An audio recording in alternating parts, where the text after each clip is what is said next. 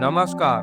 શું આપ જાણો છો કે આપ આપના મોબાઈલનો પાસવર્ડ, બેંકનો પાસવર્ડ કે કોઈ પણ જગ્યાએ પાસવર્ડ રાખો છો એ આપની જન્મ કુંડલીના ગ્રહોની સ્થિતિને આધારે જ બનાવો છો? ચાલો જાણીએ કેવી રીતે. જન્મ કુંડલીમાં શુક્ર અને બુધની યુતિ ત્રીજા, છઠ્ઠા કે 11મા ભાવમાં હોય તો આ લોકો સ્માર્ટ, સરળ અને યાદ રહી શકે એવા પાસવર્ડનો ઉપયોગ કરે છે.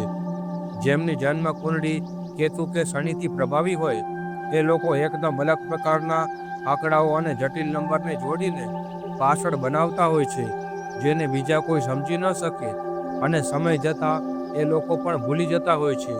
જે લોકો ચંદ્રમાંથી પ્રભાવિત છે એ લોકો પાસવર્ડમાં પણ પોતાની ભાવનાઓ ઉમેરતા હોય છે.